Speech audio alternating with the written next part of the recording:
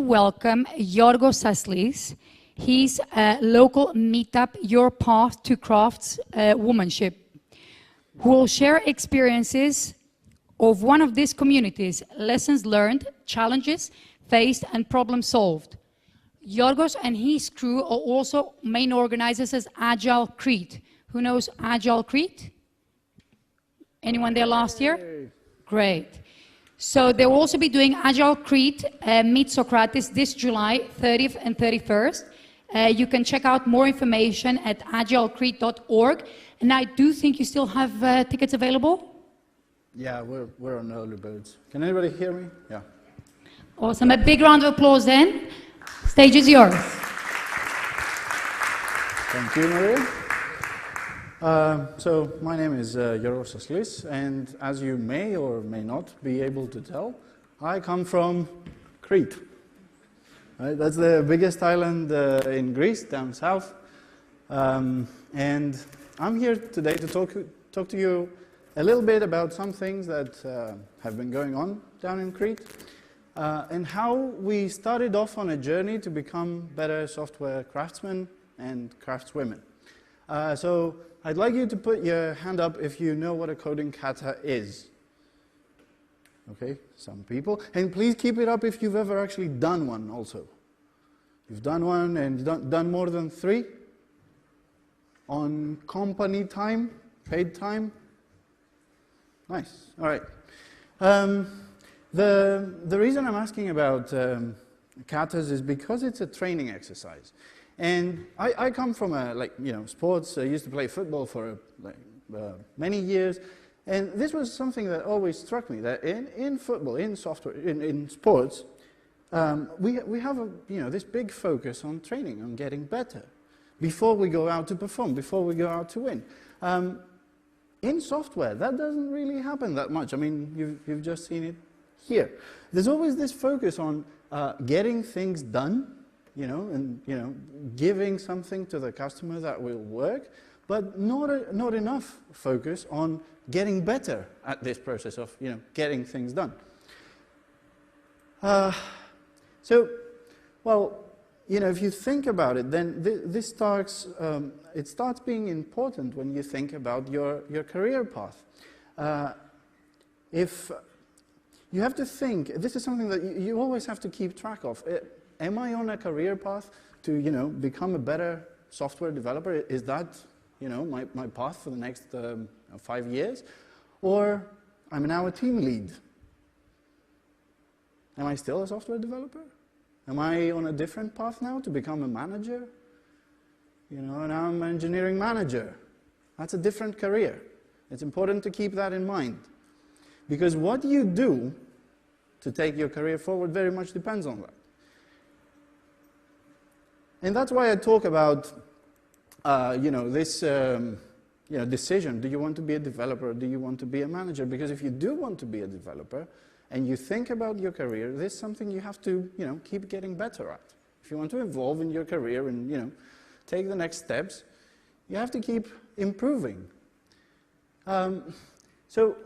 But then you think, okay, but does my organization really want better developers? Are we building a product where quality is actually important? Or are we always, cutting corners and, these things with, oh, well, we don't have enough time to write the tests, or we don't have enough time to write the docs. So, yeah, is quality a core value proposition in the product?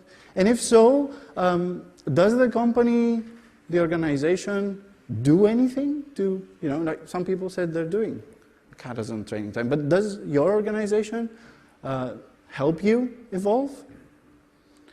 Do they pay for you to come to conferences like here? Do they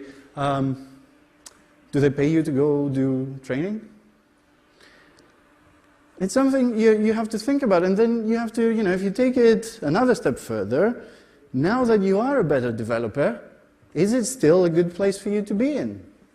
Are they doing enough now so that when you have evolved, you will still want to work there? Right? It's something to keep in mind.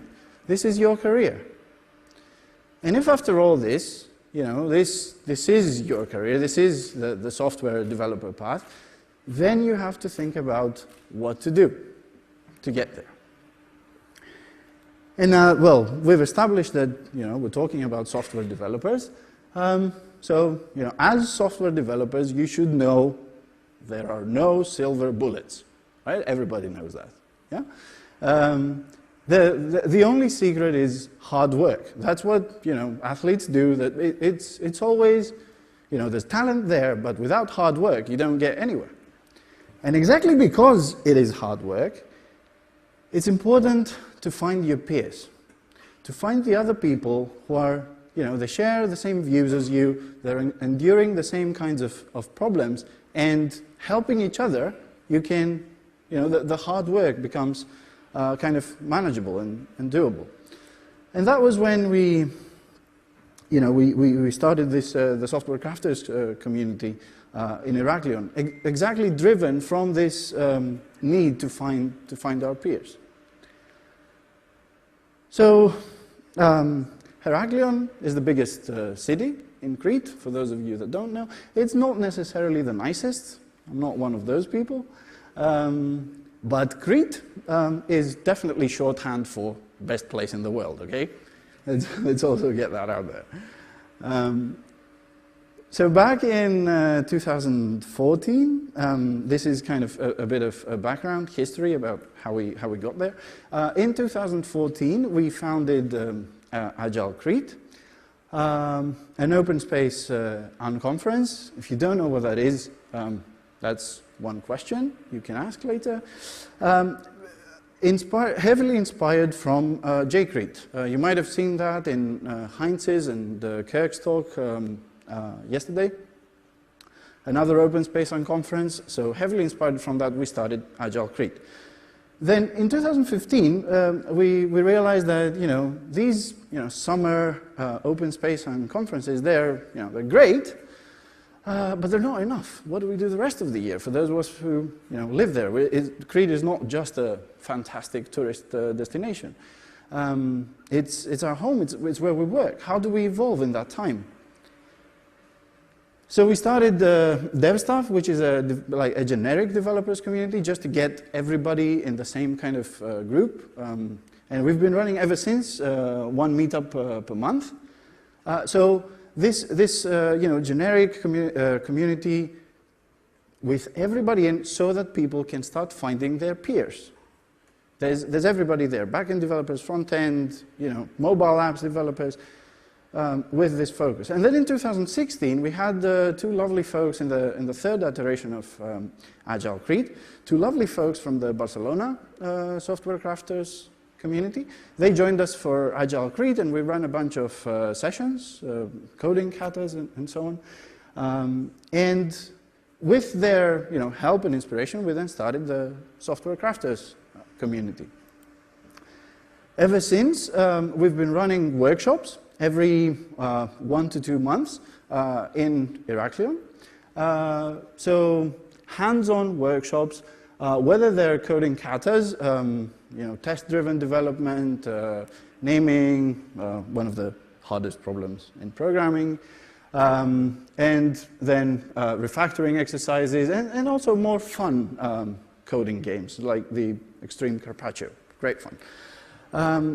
And together with those, we've also had kind of more open discussions, the roundtable discussions, which have been, different topics, many around testing and, what's a good unit test, what's a good integration test, and, when do you use mocks or stubs.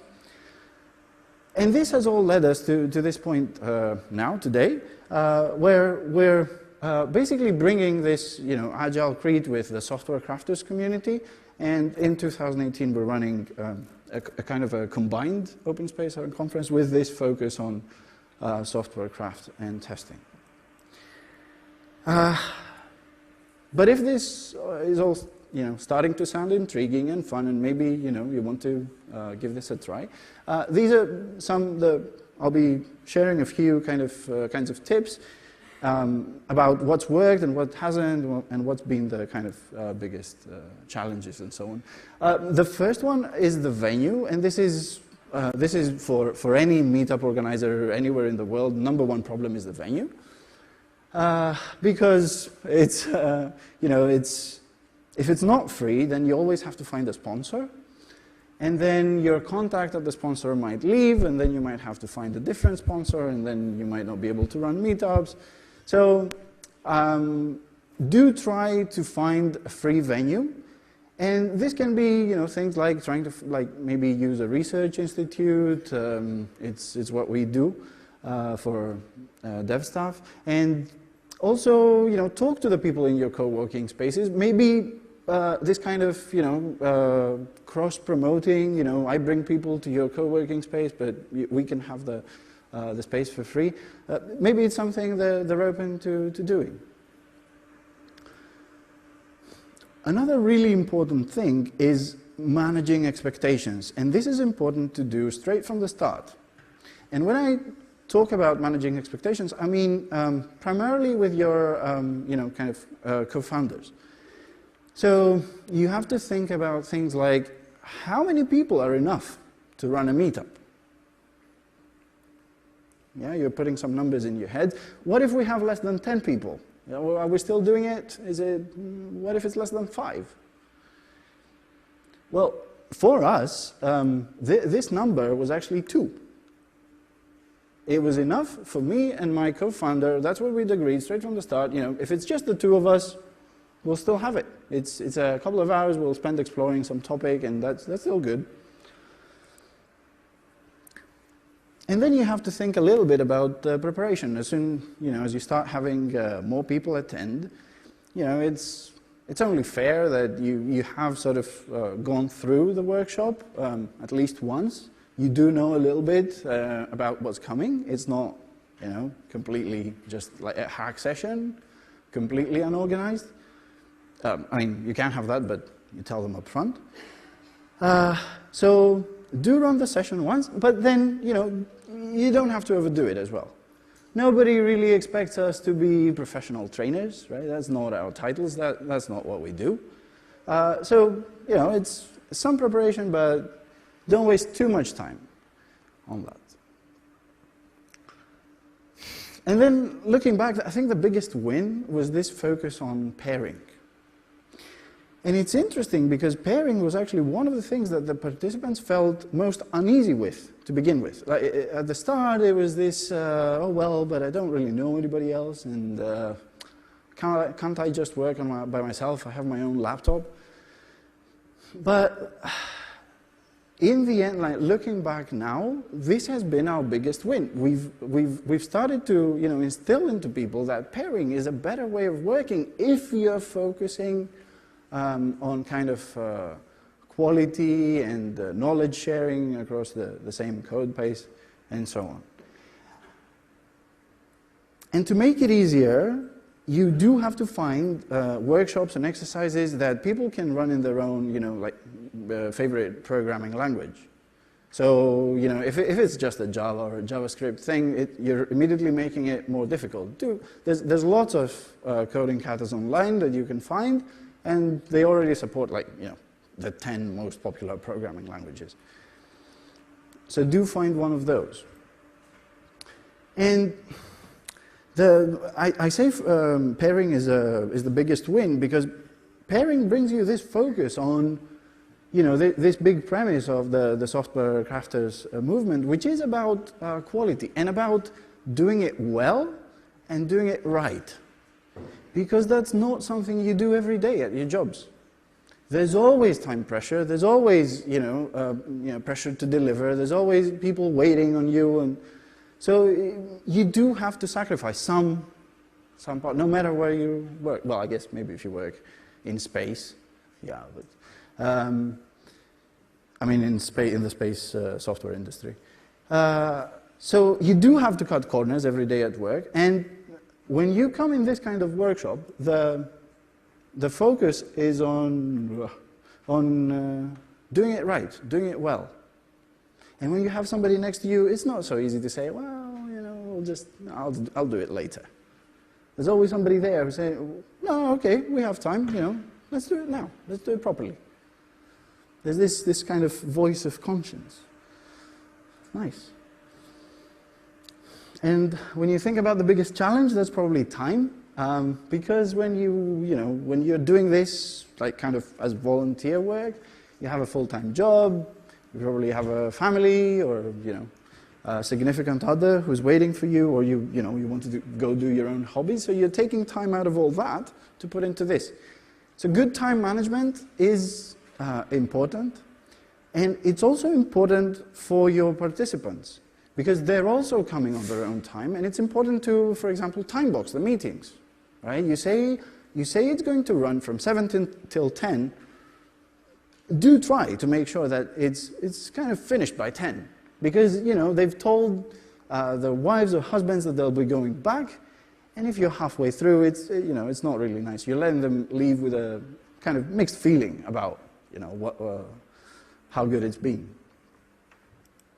And when we talk about the duration, especially for the coding katas, there's like a very generic rule. If you have beginners in your audience, do plan for kind of 3 hours.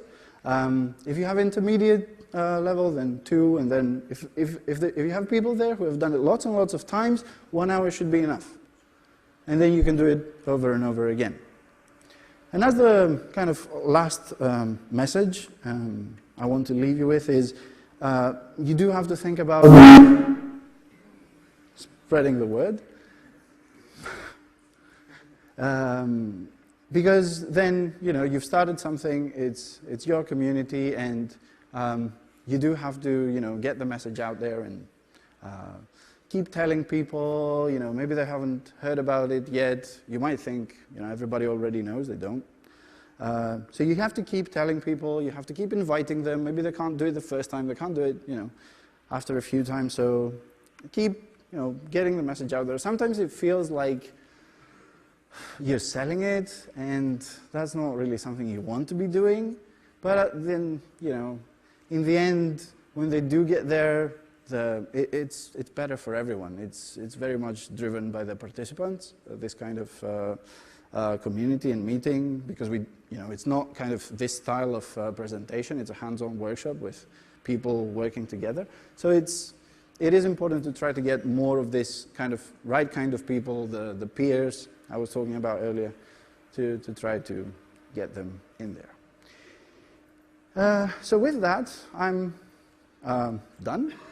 I hope by now I've sort of tried to send a message out there that Crete is not just the perfect tourist destination, but there's more happening there.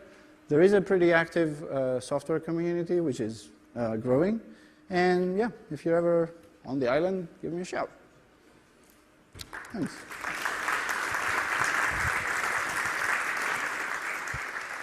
Thank you, George. And questions? So who has already booked their ticket? Who wants to book their ticket today?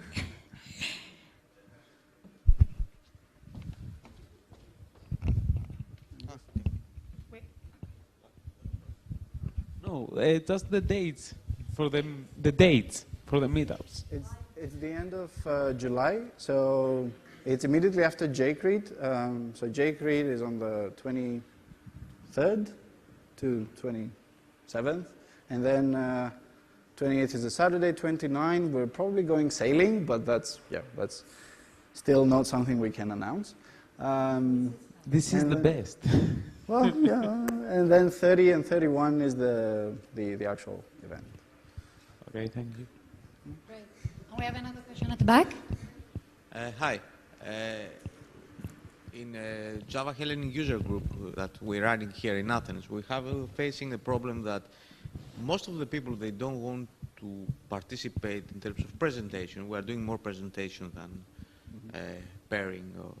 And I can see that most of the people, they are afraid to go and talk for a topic that even they don't know. And how you think that we can cope with that? How we can convince people that come to meet up and talk for something that maybe they know it or they don't know it and they want to learn it? I have the feeling that even the people that they are coming here, they don't know exactly what they want to learn, and how we can, find a solution to that. Yes, it's also a very common problem, not just from my experience, but also talking to other meetup organizers. So, well, it helps to talk a lot with people and try to explain that they don't have to be some kind of expert. It's only 5, 10 people, 15. It's a very manageable size. If they're ever going to go in that direction, there's no better place to start. Because it's completely different talking to a room like this and just 10 people, 15 people around an office. And then it's about trying to explain what it takes. That preparing a workshop it only takes like an hour or two of preparation, if that's something you already know. So you have to share this and try to somehow brush away this black box that they have in their heads about what it takes to do it. And then it also helps if you're out with them for a beer and they've drank and you push them to do it. So, but I've never done that. That you're obliged to, maybe when they are drunk, to pass them somehow to sign a contract that they have to run a workshop or something. I wouldn't know. I've never done that. I don't. I mean, we do a lot of meetups at the Cube, and one thing I've realized is that too. I've seen it at some meetups, they actually bring out the beers and pizzas before, because as you said, many times people show up to an event and they're not really sure of the crowd yet, they haven't gotten a feel of the space or the crowd, or it's their first time they're ever speaking. So maybe trying something like that, or maybe as a meetup, making it a bit more engaging in the beginning, and a bit more like a conversation, a small group like George meetup will be, and not such a formal on-stage talk, to get them to feel the crowd and the environment around them. I mean, one thing I do, I always get on stage before I speak, just to get the feel of things. So yeah, more questions. We have one question over there and one over here. We have time. So one of our speakers spoke yesterday, so we're trying to buy time here. Yes, clearly. So as you may have realized, there's kind of a core of people who come to the meetings, to the meetups, and then there are many people who are technology professionals or developers or whatever, and they don't even know anything about the community, they don't come to any meetups, but they may know people who do. Have you figured out a way to reach those people, or do they just not want to ever come? Good question. So, yes, I have spoken to people who say, I don't want to. I mean, that's not something I want to do in my free time, because it's work and then it's something else. It's free time. But I would say that's probably the minority. There are some people like that, but not the majority. I think the majority of people are just unsure about what to expect.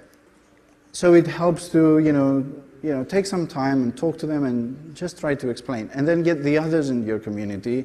I mean, we don't have any kind of referral programs. If you bring a friend, you get this present. But get the other people who are active to kind of spread the word and spread the message, because it doesn't scale if it's only one person doing that. Hello. I'd say get the new speakers to come out and to come out as guests also. So again, they can get the feel of things. It's what we call newbies or fresh meat when they're new to the community. More questions? We have time for another 2 questions before we move on. Yeah. Hi. Just a question. So how you tackle the issue of having a group where half of them are experts and the other half are just junior developers, and how you pair them together? Because you mentioned earlier about the time. So yes. So that's happened. We have like a small group of students who sometimes participate. So they're they clearly don't have the experience, but it's actually a good thing, because the best kind of learning, I think, happens when you pair somebody who knows a lot with somebody who doesn't know as much. If you get two like really seasoned, kind of really senior people working together on something, yes, they can exchange views, but not as much learning happens as when you combine. So I actually prefer and try to encourage the students to go and pair with somebody else. Now, sometimes if they're completely new to programming, what we might do is do a group of 3.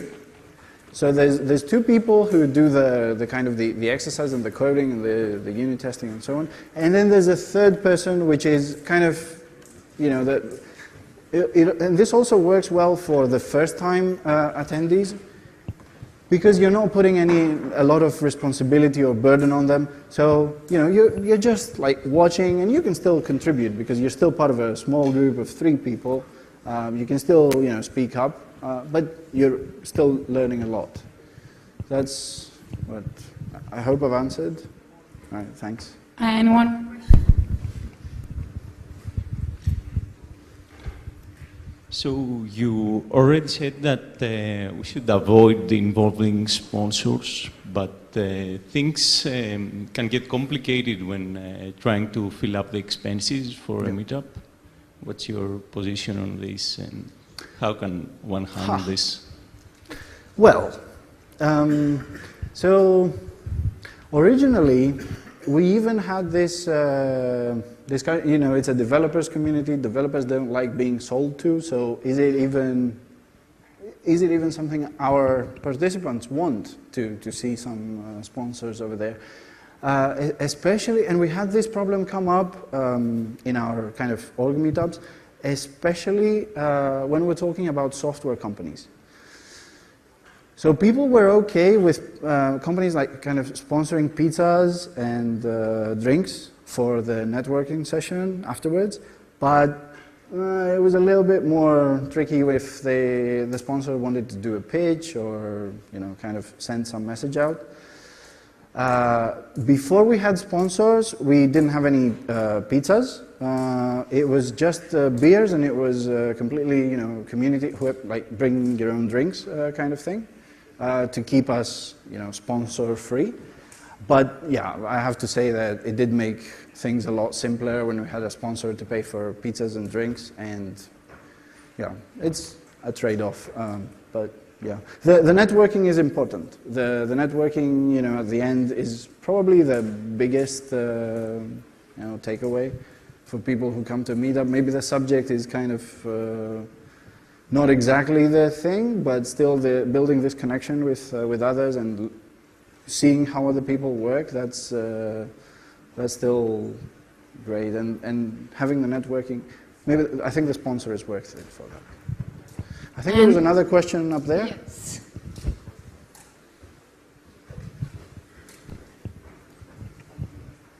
Thanks. Hello. Thank you for your presentation. I want to ask us, I am also an organizer of a meetup. Maybe will you tell us what's the best benefit that you gain to this year that you organize? And maybe this is the reason that you can convince people to come to meetups. For me personally? Yeah. Yeah. This is actually something we sat down and exchanged between us, like all the meetup organizers. Why are you doing this? Because like when starting anything with a group of people, it's important to at least have something said at least about why you're in this. What are you getting out of it? For me personally, it's a lot to do with learning. So, there wasn't a lot happening in Crete. And you can either wait for somebody else to do it for you, or you can kind of, take matters into your own hands. And that's something I was missing a lot, and that's something I've really gotten back and gained. Yes, there's also the networking benefit, but I think that's kind of harder to explain or convince somebody to do it because of the networking until they appreciate themselves. Learning is definitely a really, really good reason to get involved. Okay, thank you. Thank you for that, George. A big round of applause for George, please.